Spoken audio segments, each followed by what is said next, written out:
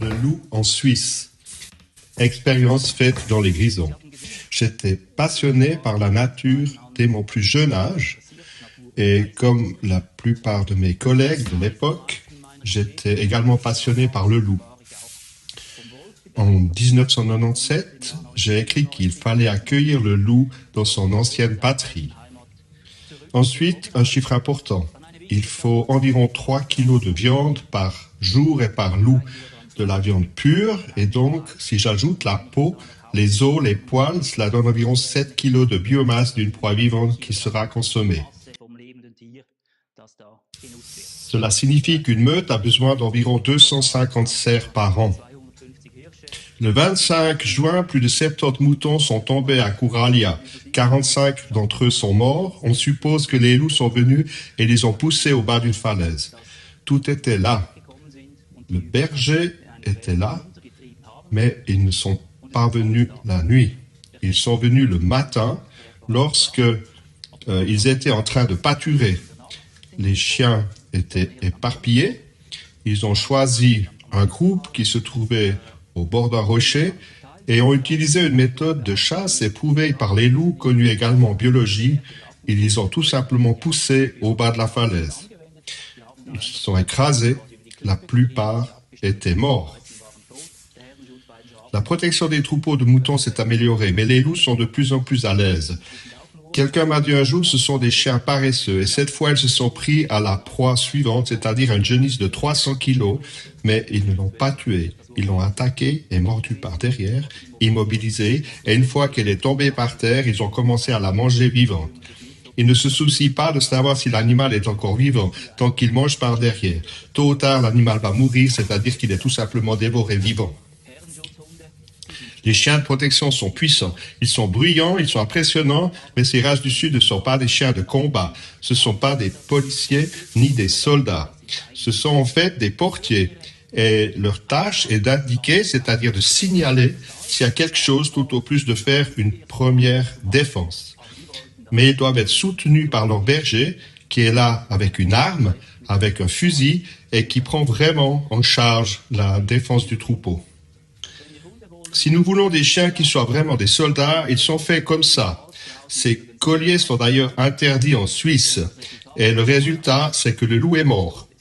Il n'est pas possible de les abattre, mais on doit les envoyer dans des combats de chiens et de loups et les laisser se battre pendant une demi-heure ou une heure jusqu'à ce que le chien ou le loup soit tué. Est-ce bien ça que nous voulons? Ça n'a rien à voir avec la protection des animaux. Les loups sont faits ainsi, un point c'est tout. On pouvait déjà le savoir il y a 5 ans. Il m'a fallu juste un peu plus de temps que certains agriculteurs qui le disaient déjà. Mais aujourd'hui, nous n'avons même pas besoin de regarder à l'étranger. Nous pouvons regarder devant notre porte. Tout cela est confirmé.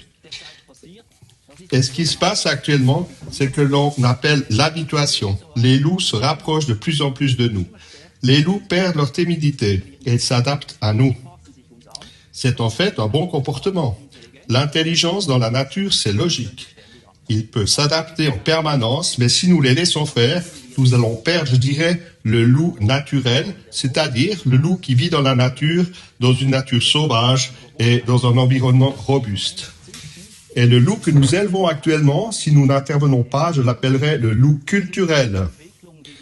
C'est la même évolution que les renards et les fouines. Chez nous, dans les villages de montagne, les renards sont chassés. Dans le meilleur des cas, ils viennent se blottir aux abords des habitations, mais ils ne viennent pas au village. C'est la suite de cette accoutumance.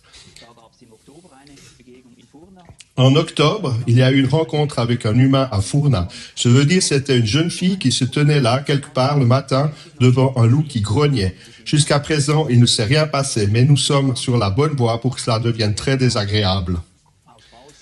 Une photo prise hier soir à Vals à 20h30. Ils ont compris qu'il n'y avait pas de danger et qu'il y avait tout au plus de la nourriture. Ils avaient déjà tué des moutons tout l'automne à proximité des habitations et c'est là qu'intervient l'étape suivante. On entre dans le village et on regarde où il y a quelque chose à prendre. S'il n'y a pas d'animaux de rente, il y a peut-être aussi des animaux domestiques.